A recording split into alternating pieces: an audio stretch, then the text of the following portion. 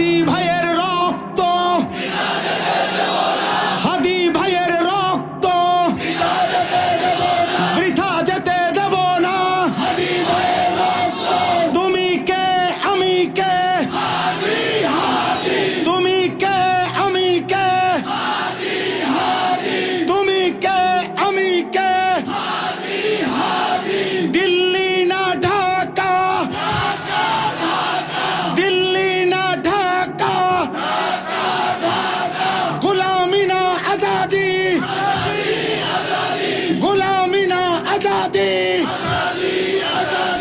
ইনশাআল্লাহ আল্লাহ কবুল করেন। নতুন বছরকে আমরা রবের স্লোগান দিয়ে শহীদ শরীফ ওসমান হাদি রহমতুল্লাহ আলাইহি, আমার মাটির এই সন্তান, 2025-এর এই ইমানদার যুবক, পৃথিবীর ইতিহাসে সোনার অক্ষরে তার নাম লেখা হয়ে গেল। পৃথিবীর 1000 বছর পরে, বাংলার মাটির 1000 বছর পরে যেই বাচ্চাটা বাংলাদেশে জন্ম নিবে, ও বুঝ হওয়ার পরে ইনশাআল্লাহ শহীদ শরীফ ওসমান হাদিকে চিনবে, তার নাম স্মরণ হবে, তার নাম উচ্চারণ হবে। অতএব আমরা প্রত্যেকে ইনশাআল্লাহ দিল থেকে নিয়ত করি, আল্লাহ যেন আমার এই ভাইয়ের শাহাদাতের রক্ত কবুল করে নেয়। তার পবিত্র রক্ত থেকে 2025 সালের এই শেষ বেলায়, আমরা 26 সালের এই প্রারম্ভে আমরা দোয়া করি, আল্লাহ আমার মাটি থেকে ঈমান এবং দেশপ্রেম একত্র করে এমন লক্ষ কোটি যুবক আপনি তৈরি করে দেন। রাজি তো ইনশাআল্লাহ? নওজোয়ান রাজি তো ইনশাআল্লাহ? 33 বছরের এক ইমানদার যুবক, এই যুবক আল্লাহর প্রতি যার পূর্ণ ঈমান ছিল, আমার প্রিয় ভাই, আমার কলিজার টুকরা ভাই শহীদ শরীফ ওসমান হাদি রহমতুল্লাহ আলাইহি, এই ইমানদার যুবক, সে 5 ওয়াক্ত নামাজ পড়তো, সে ফজরের নামাজ জামাতে পড়তো, ফজরের নামাজের জন্য বন্ধুদেরকে উঠাইতো, ফজরের নামাজ পড়ে তারা নির্বাচনী এলাকায় নির্বাচনী প্রচারণা করত। আল্লাহর কোরআনের হাফেজ ছিল, তার বাবা আলেম ছিলেন, তার ভাই আলেম, তার মা পর্দানশীন, তার স্ত্রী পর্দানশীন, সে নিজে মাদ্রাসার ছাত্র ছিল। 5 ওয়াক্ত নামাজ সে পড়তো, রাসূলুল্লাহর হাদিস সুন্দর বিশুদ্ধ উচ্চারণ করে পড়তো। হুজুররা যেমনে দোয়া মুনাজাত করে, এরকম বিশুদ্ধ আরবি বলে বলে দোয়া মুনাজাত করতে পারত। আবার সাথে সাথে তার কলিজার ভিতরে দেশ প্রেম, আজাদি ছিল।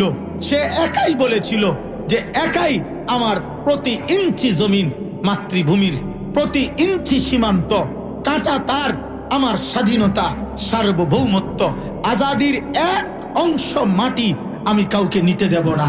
এটা সে বলেছিল ভারতীয় বেঈমানদের বিরুদ্ধে, ভারতীয় আধিপত্যবাদের বিরুদ্ধে।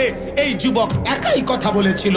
সে বলেছিল আমি হাদিকে থামানো যাবে না, আমারে থামাইতে হলে গুলি করতে হবে, আমারে পৃথিবীর থেকে সরাই দিতে হবে, নয়তো আমি আমার মাতৃভূমির আজাদির কথা বলেই যাব।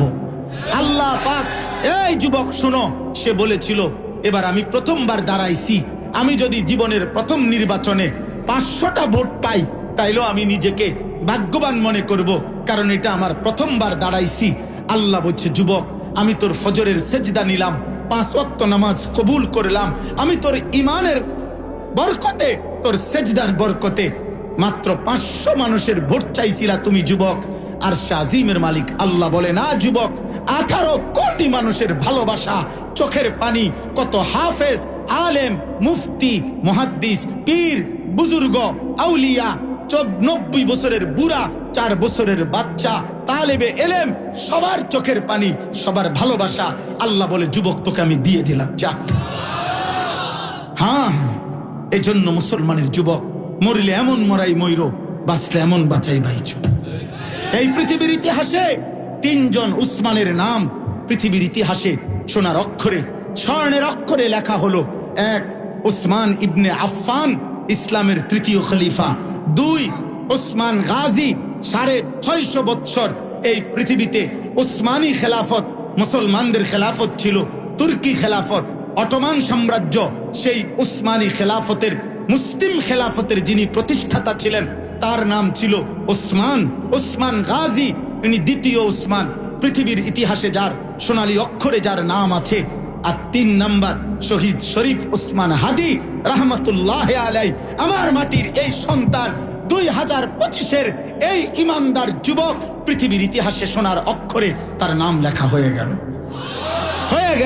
পৃথিবীর 1000 বছর পরে বাংলার মাটির 1000 বছর পরে যেই বাচ্চাটা বাংলাদেশে জন্ম নিবে ও বুঝ হওয়ার পরে ইনশাআল্লাহ শহীদ শরীফ ওসমান হাদিকে চিনবে, তার নাম স্মরণ হবে, তার নাম উচ্চারণ হবে।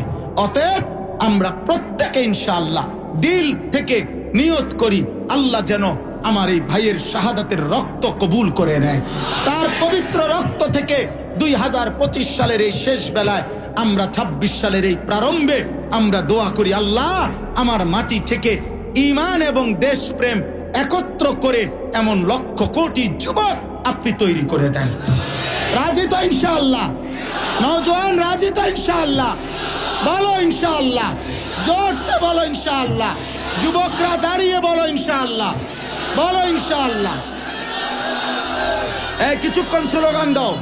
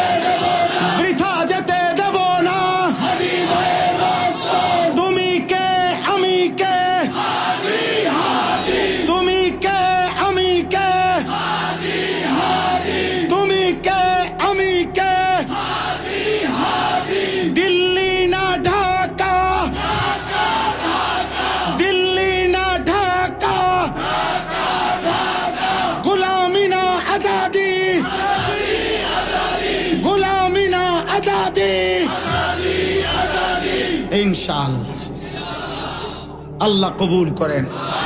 নতুন বছরকে আমরা রবের স্লোগান দিয়ে বরণ করলাম ইনশাআল্লাহ।